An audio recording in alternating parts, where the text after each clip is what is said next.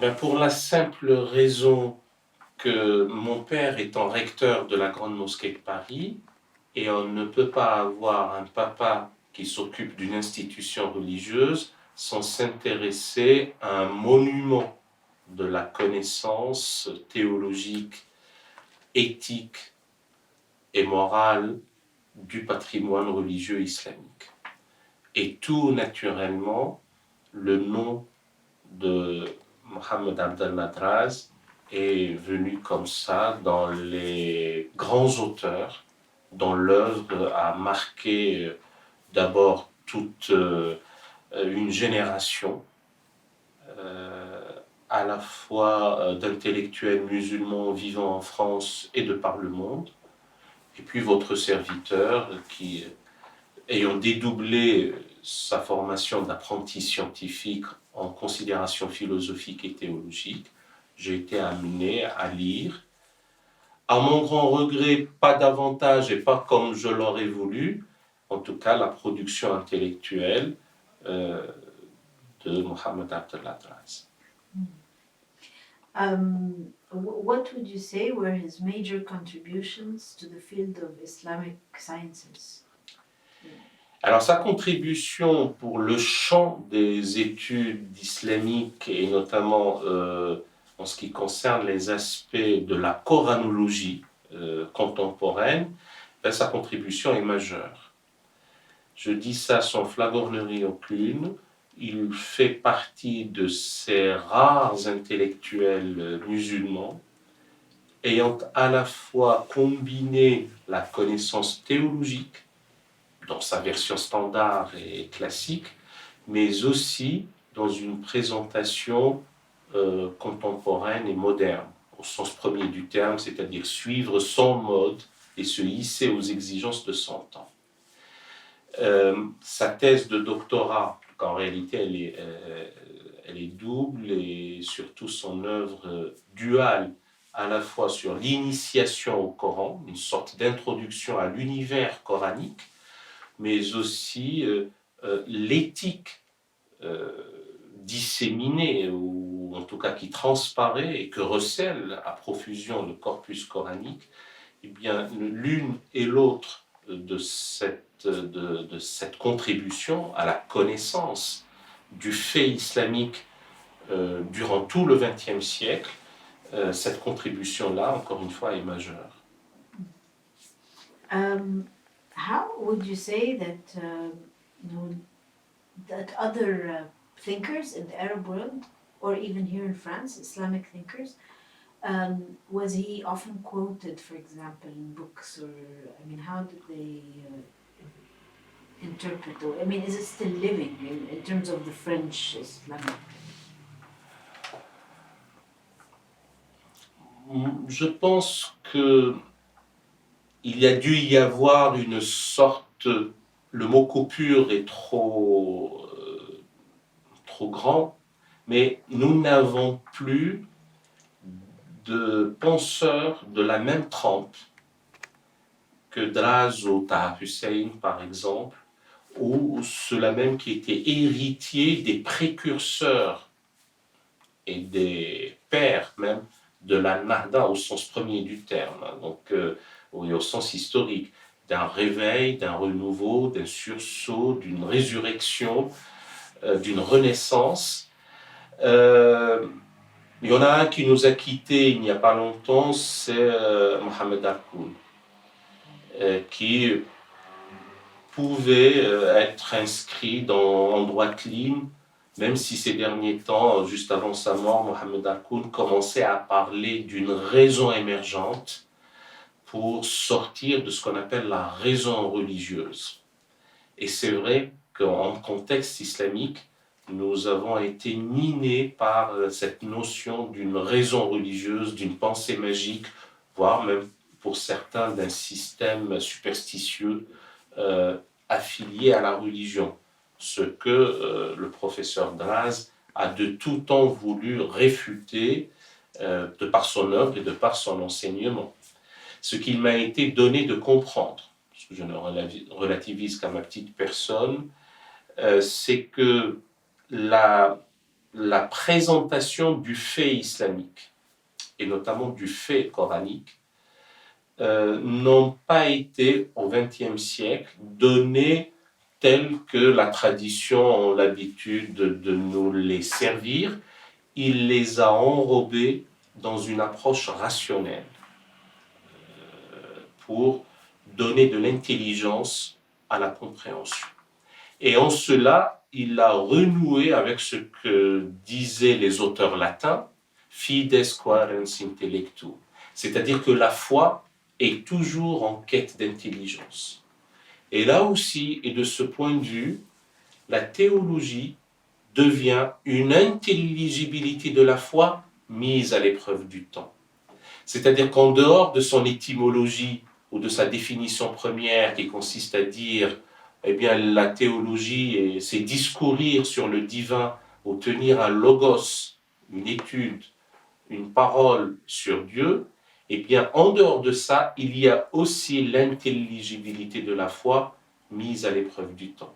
Et le professeur Draz a, pour sa part, été dans cette ligne de rendre la foi intelligible, de la rendre accessible et de l'expliquer à ceux et à celles qui veulent comprendre et qui veulent l'intérioriser, mais aussi dans le cadre d'une raison qui la rend,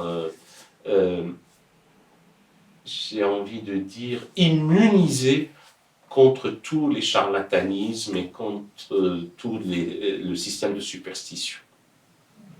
طيب عندي سؤال تفضلي. مش كاتباه فاقوله لك كده. يعني تفتكر اللي بيحصل النهارده في الايمج اوف اسلام ما حصلش ليه زمان؟ يعني هل كان المفكرين زمان بيكتبوا حاجات غير اللي موجود؟ يعني ايه اللي حصل؟ والشيخ محمد عبد الله دراز يعني كان هيبقى ايه وجهة نظره في الوضع اللي احنا فيه حاليا؟ Il y a deux choses pour ça. D'un côté, si nous voulions être égoïstes et par amour et affection pour le professeur Draz et d'autres penseurs comme lui, nous dirons heureusement qu'ils n'ont pas assisté à la débâcle à laquelle nous assistons. C'est parce que Dieu les aime et sinon ils auraient été malheureux véritablement. Parce que ce à quoi nous assistons, c'est à la démission de l'esprit, à l'abdication de la raison, à la défaite de la pensée et à l'abrasement de la réflexion. Il y a des facteurs endogènes au contexte islamique, et je mettrai contexte islamique au pluriel, AUX, des raisons intrinsèques qui nous ont amenés à cette situation. Je suis sévère en disant cela, mais parce que je suis aussi révolté de constater ce à quoi la pensée islamique est arrivée. Il y a aussi des raisons extrinsèques qui ont alimenté et aggravé ces facteurs endogènes. Et c'est vrai que si je continue à être sévère, en dehors de tel ou tel nom, nous n'avons pas produit en contexte islamique des sommités de la réflexion et de la pensée, de la trempe et du même acabit que le professeur Draz. Alors, parce que la situation que nous traversons a plusieurs lectures. Chacune d'elles a sa pertinence propre, mais aucune d'elles n'épuise le sujet. Il y a la lecture sociologisante, il y a la lecture psychologique, il y a la lecture historique, il y a la lecture géopolitique, il y a la lecture des rapports internationaux, mais il y a aussi les considérations théologiques. Et il se trouve, malheureusement, que nous sommes arrivés à cette situation parce que on n'en était resté qu'à quelques réformettes, qu'à du bricolage, du rafistolage, du ravaudage, alors que nous avons besoin maintenant d'une refondation de la pensée. Une refondation de la pensée théologique, avec l'audace intellectuelle, avec la hardiesse que nous avons connue à travers l'histoire d'un Alpharabus, pour latiniser le nom d'Al-Farabi, ou d'un Averroès, et pour ce qui concerne la période contemporaine, encore une fois, d'un Taha Hussein ou d'un Mohamed Abdel Dras. Il faut garder la tête froide et un peu à la manière de Rudyard Kipling quand il le disait à son fils, quand les autres perdent leur tête, il vaut mieux la garder froide.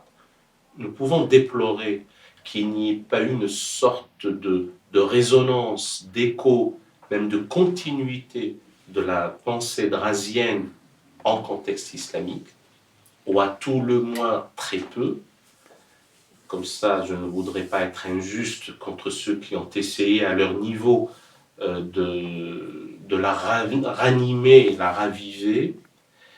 Et je dois dire pour ma part, eu égard à l'espérance de vie que nous avons connue au XXe siècle, il est parti trop tôt.